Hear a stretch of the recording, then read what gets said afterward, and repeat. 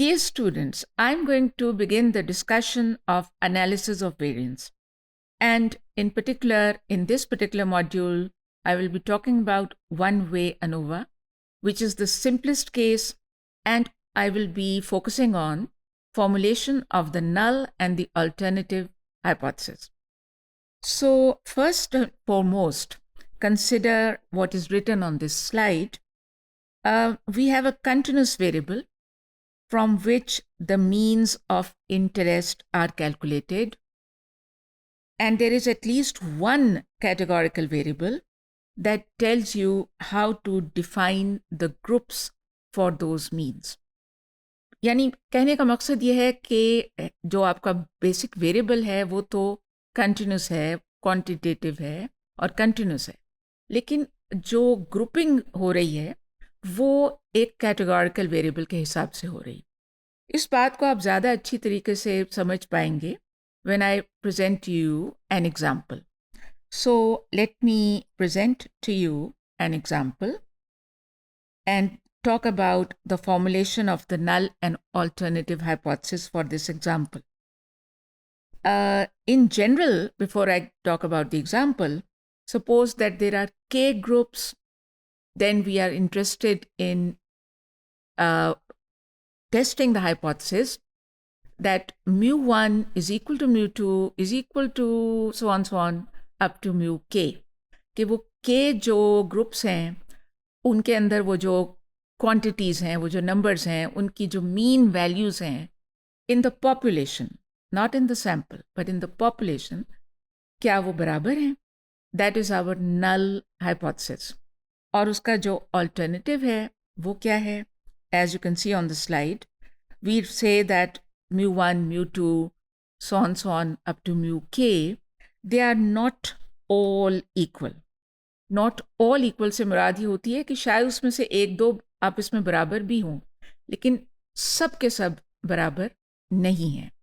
इसी को लिखने का दूसरा तरीका ये होता है कि at least one of those k means is different from the others. तो अब मैं आपके सामने वो एग्ज़ाम्पल रखती हूँ जिससे आपको ये सारी बातें काफ़ी आसानी से समझ में आ जाएंगी. Suppose that we are interested in comparing the mean weights of the chicks in the chick weights data which is inbuilt in R. आप पहले भी मॉड्यूल में देख चुके हैं ना कि हमने इस डेटा के साथ डील किया था, तो इसको हम यहाँ पे भी अभी अपने सामने ले आएंगे और आपको पता है और चल आपके जहन में आ जाएगा कि वो डिफरेंट ग्रुप्स बने हुए हैं according to the feed that they are having those chicks. Alright, so let me present this slide to you. अभी थोड़ी देर बाद मैं इसको एग्जीक्यूट कर दूंगी. जब आप ये डेटा कॉल करते हैं आर के अंदर तो ये इस तरह से आपके सामने आ जाता है. You have a column of weights and as you know, weight is a quantitative continuous variable. और उसके साथ ये जो है दूसरा वाला the feed, that is the categorical variable जिसके तहत वो ग्रुप्स बनते हैं. यहाँ जो मैंने आपके सामने रखा हुआ है वो बिल्कुल शुरू का थोड़ा सा, इसमें आप देख सकते हैं कि चिक नंबर 1 से लेके चिक नंबर 10 तक those chicks were having horse bean. उसके बाद 11, 12, 13 आप देखें लिनसीड. इसी तरह आगे जाएंगे तो आपको और भी मिल जाएंगी. So this is a good example, a simple, nice example to explain how you would form the null hypothesis and the alternative in the case of one-way ANOVA. और वो यहाँ पे अभी जब मैं एग्जीक्यूट करूँगी तो टेबल फॉर्म में पहले मैं इसको लेके आ जाऊँगी. जैसा कि आप देख सकते हैं यहाँ पे ऑलरेडी जो उसका रिज़ल्ट है वो मैंने यहाँ पे स्लाइड पे रखा हुआ है. यही जो आपको अभी दिख रहा था, इसको जब टेबल फॉर्म में लेके आते हैं तो ये आपको नंबर्स मिल जाते हैं. These are the sample sizes. All those chicks which had horse bean, there were 10 of them, जैसा आपने अभी देखा भी. इसी तरह केसीन 12 चिक्स ने खाया, लिनसीड 12 एंड सो ऑन।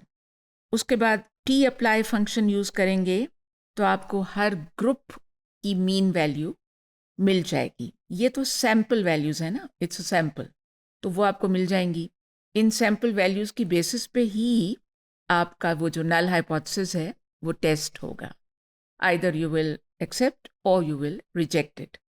तो ये जब टी अप्लाई आप यूज़ करेंगे तो आपके सामने ये देखिए, मैंने before I run it for you I have already put it on the slide कि ये हैं mean weights according to the groups, according to the feed.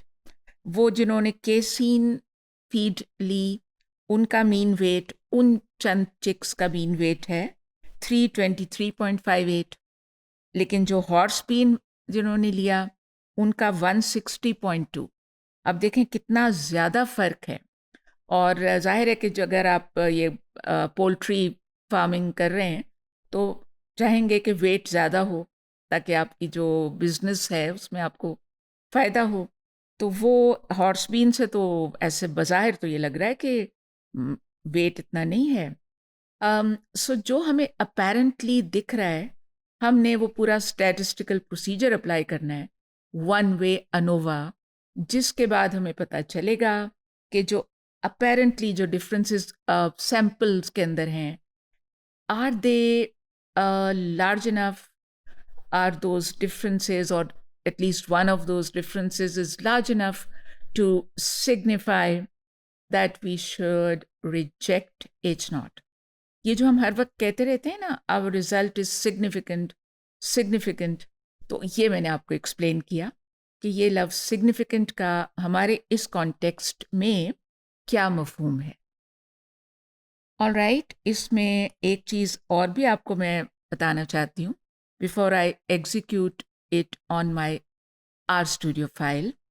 वो आपने देखें यहाँ पे जो देखा है लफ्ज़ FUN कैपिटल और आगे इक्वल मीन, तो इसको गूगल पे भी अगर आप देखें जैसा कि मैंने आपके सामने रखा है, तो फन FUN इन आर क्या है कि x अगर एक वेक्टर है जिसके ऊपर आप अप्लाई करना चाहते हैं एक फंक्शन, तो फिर आप FUN लिखते हैं तो it gives you the function that is to be applied on each element of x।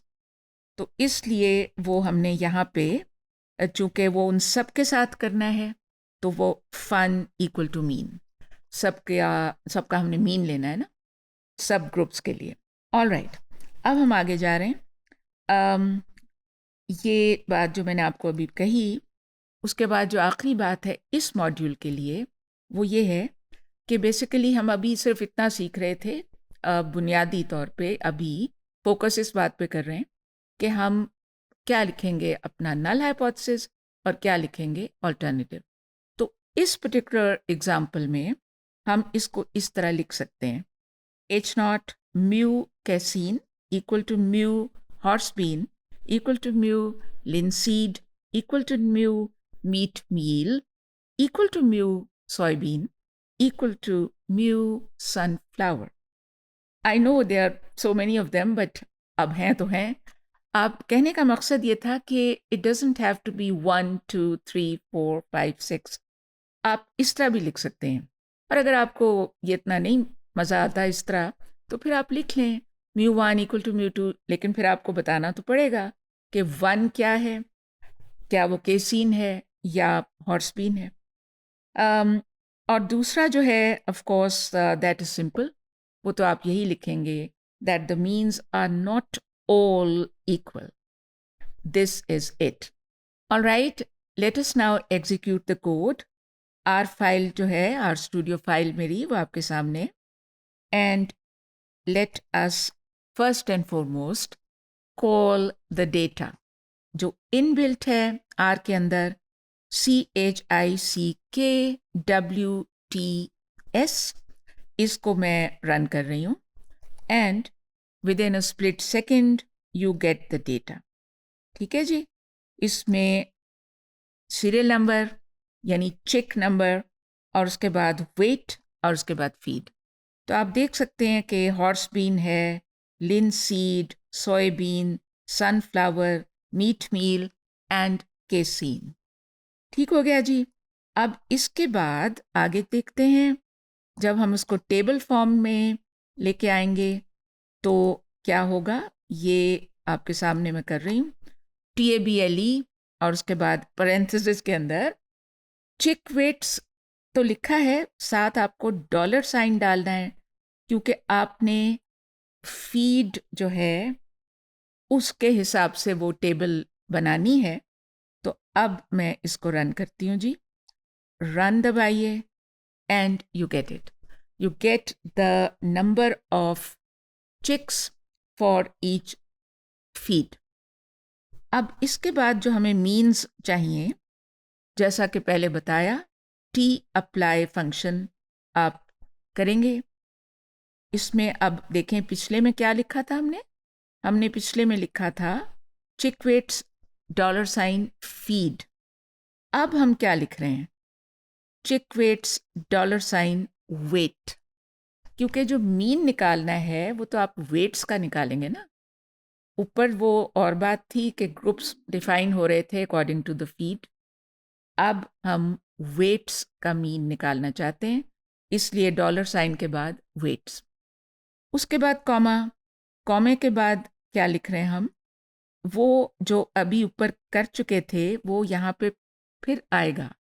Index क्या है हमारा, इंडेक्स के आगे वो चिक वेट्स डॉलर साइन फीड, क्योंकि फीड के हिसाब से ही होना है सब कुछ। और उसके बाद FUN इक्वल टू मीन, ये मैं आपको अभी थोड़ी देर पहले बता चुकी हूँ। अब इस पूरी चीज़ का नाम हमने चिक डॉट मीन्स रख दिया है और मैं चाहती हूँ इसको देखना। I want it to be printed on the console, therefore I have written it again. अब मैं इसको रन कर देती हूँ जी, इनको इकट्ठा ही रन कर देती हूँ एंड देयर यू आर। ये आपकी वो मीन वैल्यूज़ आ गई जिनको अभी थोड़ी देर पहले स्लाइड के ऊपर हम ऑलरेडी देख चुके हैं। इसके बाद बाकी जो कुछ है वो तो वही है कि आगे जो कुछ होगा that will do in an other module. अभी हम फोकस कर रहे थे कि हमारा नल हाइपोथेसिस क्या होगा, कैसे उसको लिखेंगे और अल्टरनेटिव को। तो यहाँ पे इससे भी ऑब्वियस है कि हम इस तरह लिख सकते हैं, ये जो हमारा आउटपुट है उसके मुताबिक H0 mu casein is equal to mu horse bean is equal to mu linseed equal to mu meat meal equal to mu soyabean equal to mean mu sunflower.